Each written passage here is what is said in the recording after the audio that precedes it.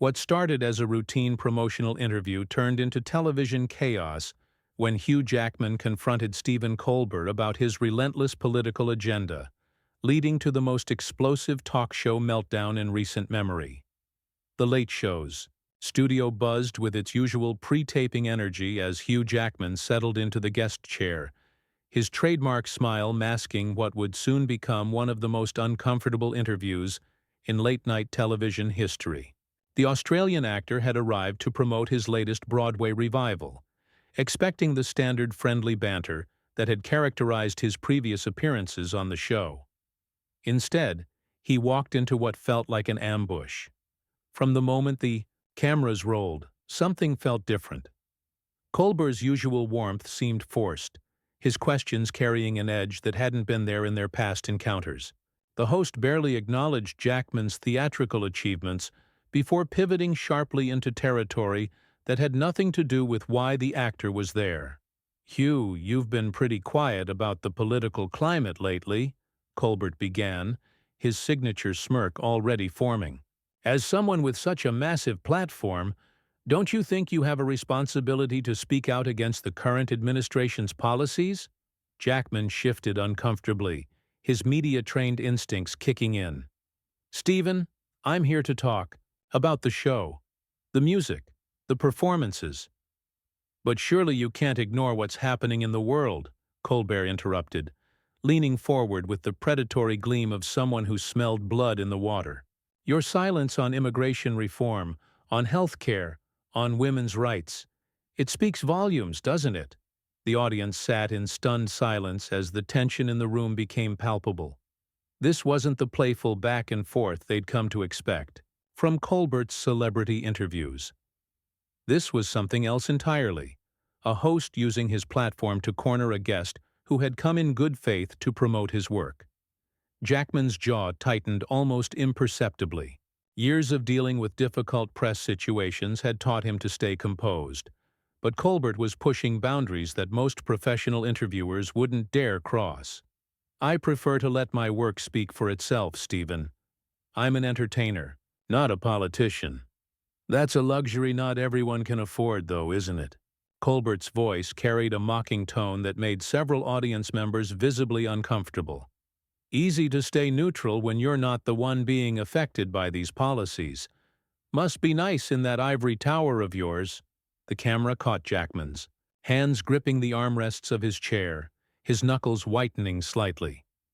What had started as professional discomfort was rapidly evolving into something more serious. The host had crossed a line from provocative questioning into personal attack, territory, and everyone in the studio could feel it. "I think you're mischaracterizing my position," Jackman replied, his voice still controlled but carrying a warning edge that anyone who knew him would recognize.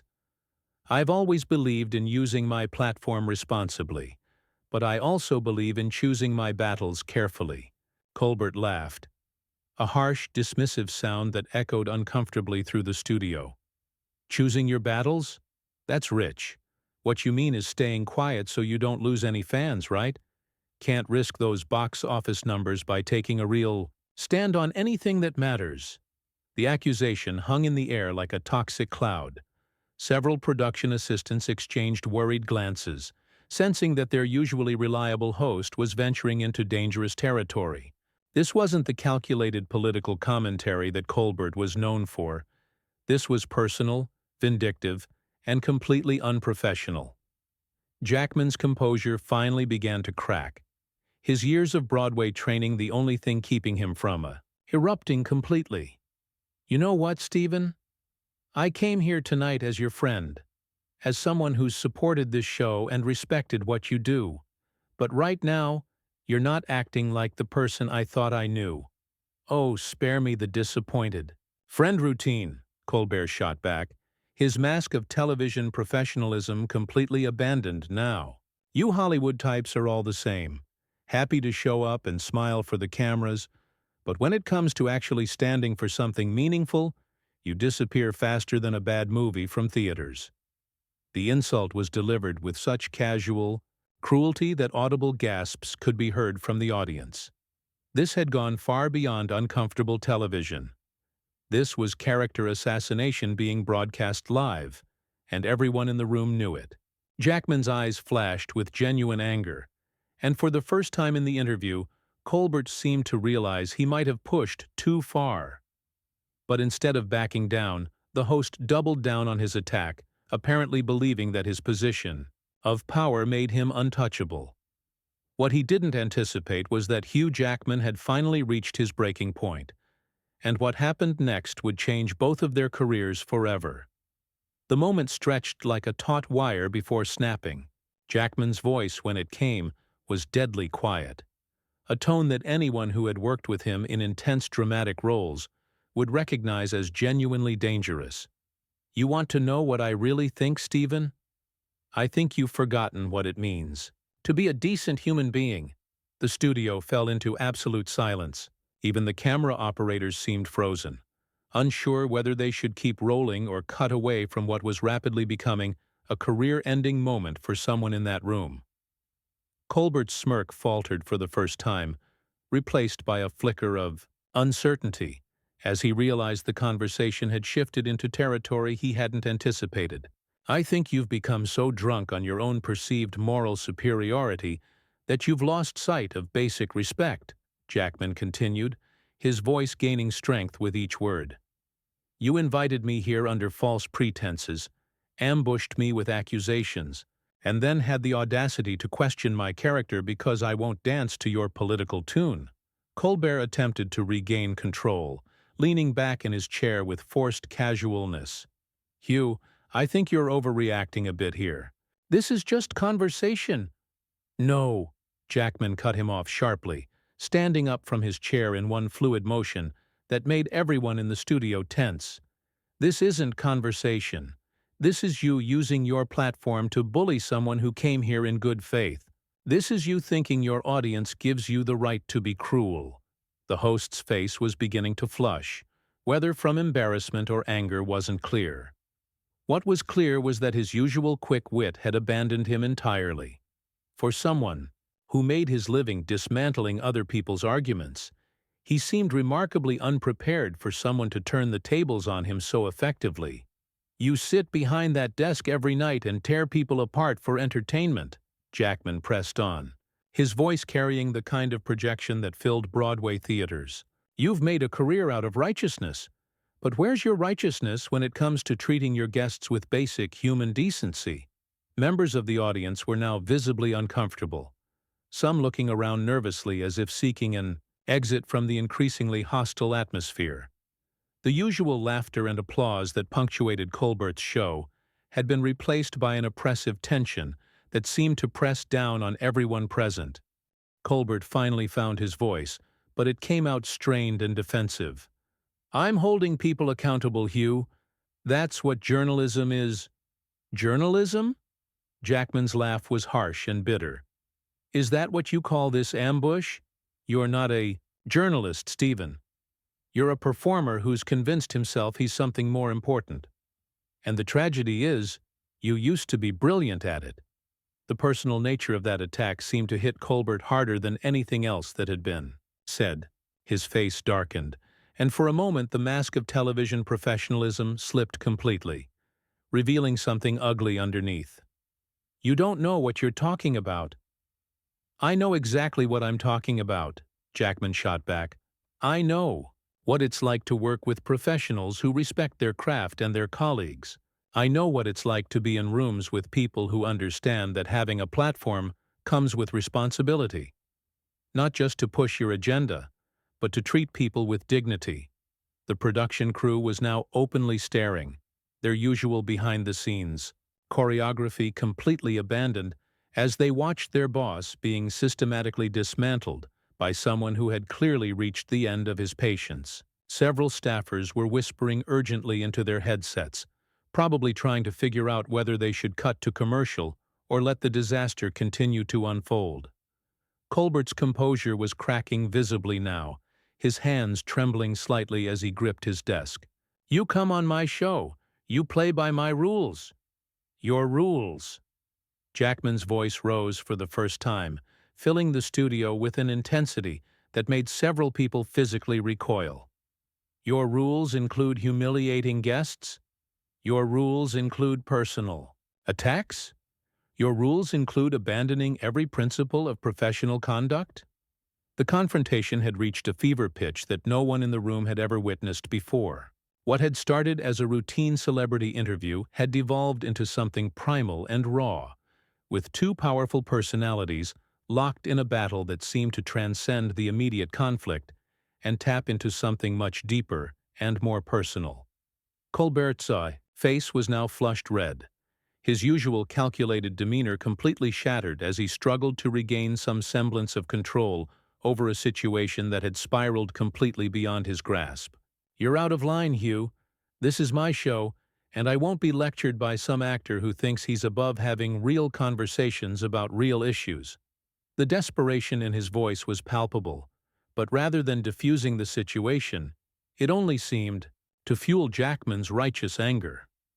The actor stepped closer to the desk, his presence commanding the entire studio's attention in a way that made everyone acutely aware they were witnessing something unprecedented. "Real conversations?" Jackman's voice dripped with contempt. "You call ambushing your guests real conversation? You call personal attacks journalism?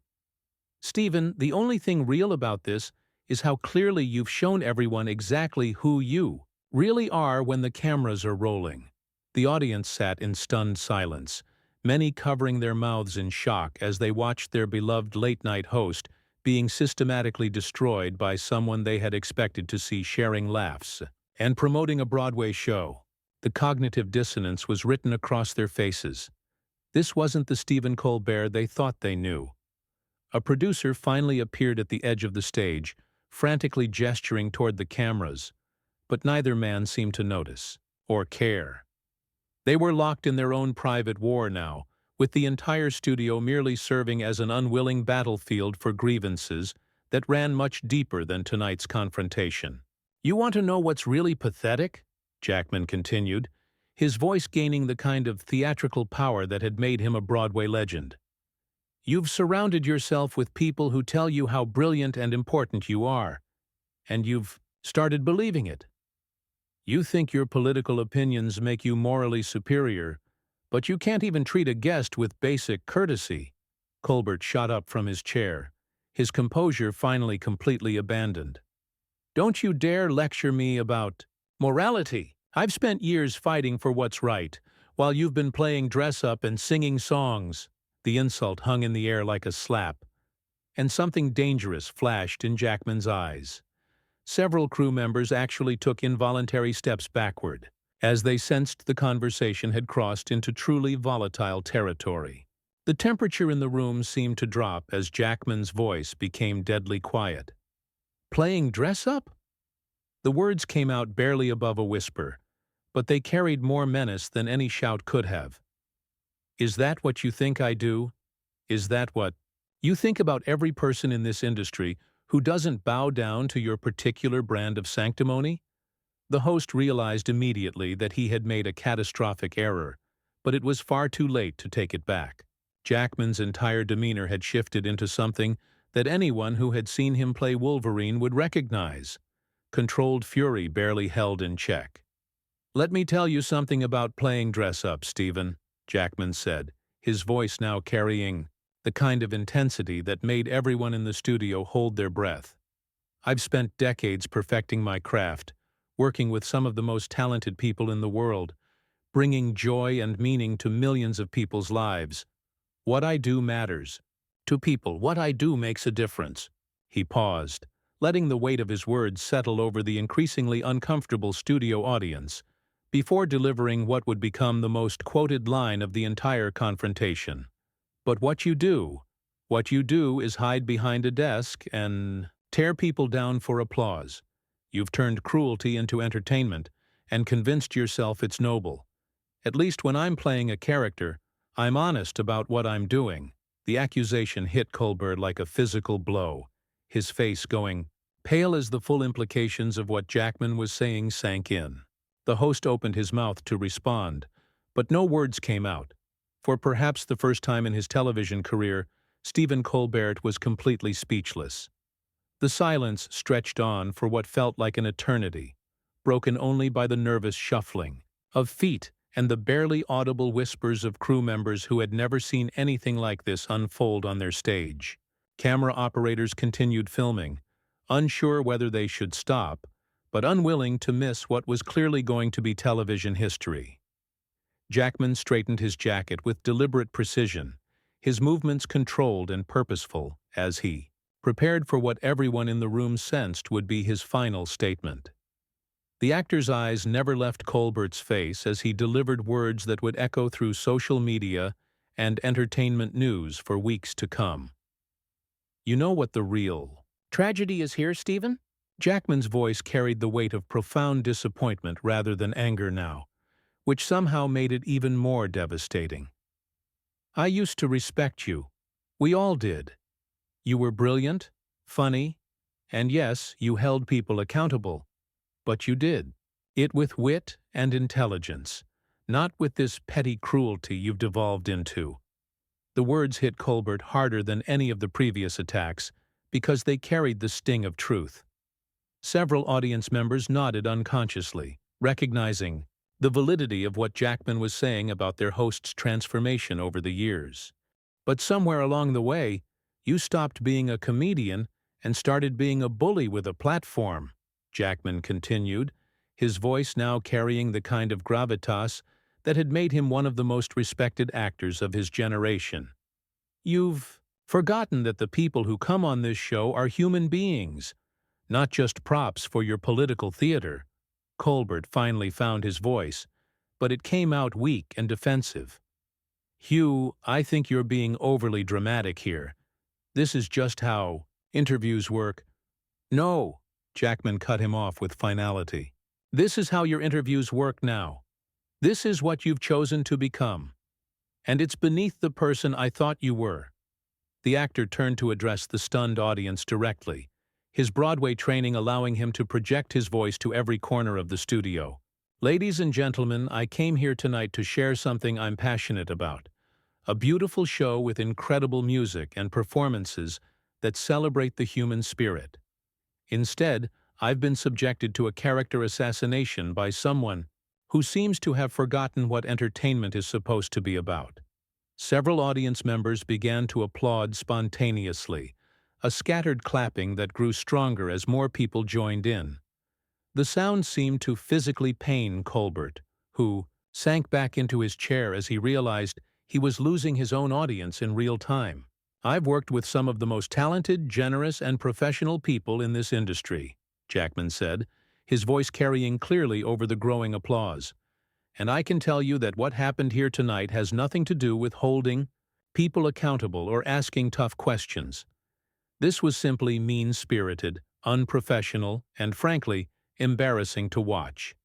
The applause was now sustained and enthusiastic, with some audience members actually standing up.